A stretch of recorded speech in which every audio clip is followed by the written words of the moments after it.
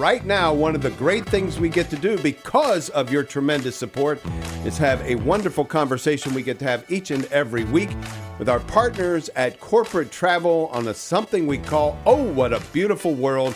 And boy, do we have a special guest for you today. His name is Ken Darnell. He's a dedicated Catholic lay leader, executive serving as vice president of the strategic development for Legatus International. Been with Legatus for 10 years, sharing all of his gifts and talents, building local membership and advancement in the mission of Legatus. Welcome, Ken. Well, wait a minute. Biggest achievement, he played golf at St. Andrews. Yeah, but we're about to talk about that. I know. But as we get started, Ken, I know we're going to talk about a pilgrimage that you just took to Scotland and Ireland. And the only thing I'm going to ask of you this morning is, could you please do the entire interview with a Scottish accent? I don't think I'd be able to do that.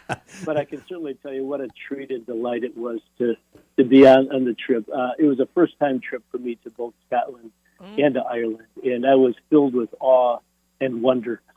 I love golf, but it's unrequited love, so it's a one-way street. It was, the accommodations we were at the Old Course Hotel, overlooking the Old Course at St. Andrews. I mean, I was like a kid before Christmas.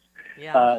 Seeing the beautiful course. We played 3 different courses. They're all owned, all part of the rotation of St. Andrews, if you will. One of them, of course, being actually Carnoustie, which they call Carnastie. But it was part of the British Open rotation. The Brits don't like to have you refer to it as the British Open. It's called simply the Open. Mm-hmm. But it was just phenomenal. And, truth be told, for both Scotland and Ireland, the weather was spectacular, to the surprise and a delight of all of us, and to the surprise of our hosts, who, we were kidding them about, does it ever rain in Scotland or Ireland? Yeah. And of course it does, but it was just gorgeous. This is coming on the heels of what they said was 3 months of terrible weather, rain every day and cold. So it was truly a delight. So tell us, because it wasn't just all golf, right? There were other things involved. Can you fill us in on that? Absolutely. It was a golf pre-trip, if you will. So it was 4 days in Scotland of playing these phenomenal courses. Yeah. But really then the trip, the pilgrimage, if you will, was then a trip to Ireland. And it was a phenomenal trip. My goodness.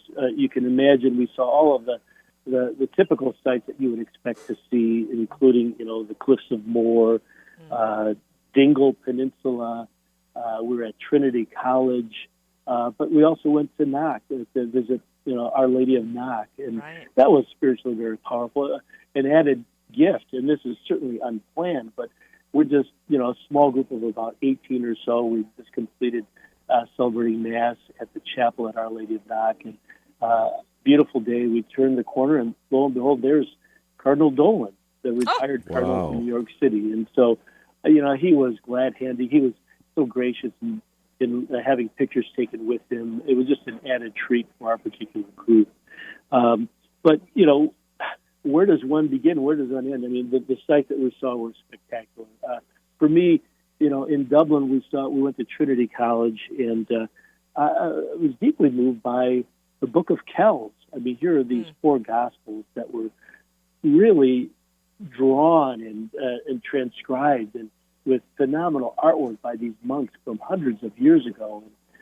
During the difficulties with the Reformation, it was hidden, it was moved. It was just deeply powerful and spiritual for me personally.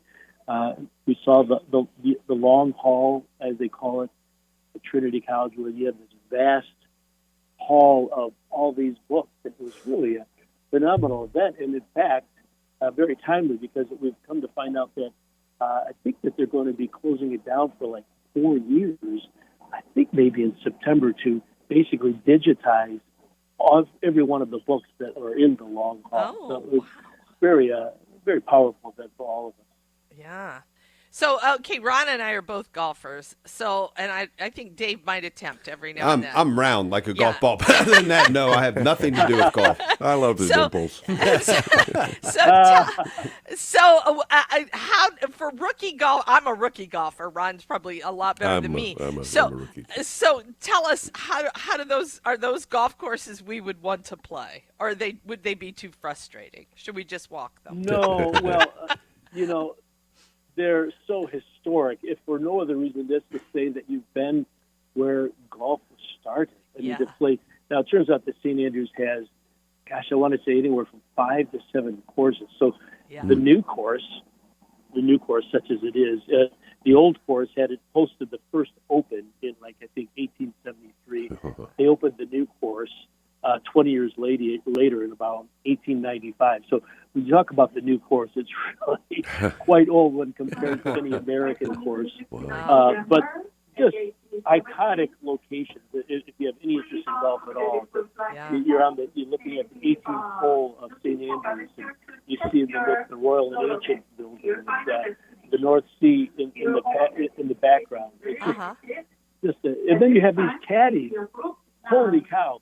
These caddies that can range from the crusty old man that's in his 60s or 70s to a young kid who knows the courses backwards and forwards. But there's such a delight in the overall golfing experience because they know the course backwards and forwards, Yeah. and they add a real personality to the round as well.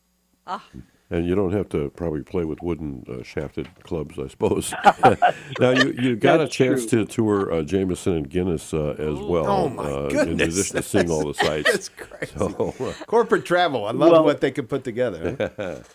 Well, it's really amazing because the accommodations were spectacular. I mean, in Scotland, we stayed at the Old Course Hotel. So looking out of my room, I can see the Old Course just out my window. It's spectacular. And then we go to Ireland, and we stayed a couple days at Ashford Castle.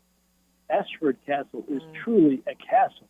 I mean, you've got to look it up on the internet. It's just phenomenal. And from there, we went to the Europe Hotel. When we went to Dublin, we stayed at the Marriott Hotel. Every one of these accommodations were top-notch, 4-star. You go to Ashford Castle, and there's a golden plaque in front that says 5-star hotel from Forbes. Really delightful location. Well, thank you very much. Our guest for today has been Ken Darnell, the vice president, one of the vice presidents of Legatus. Thank you so much for that, Ken.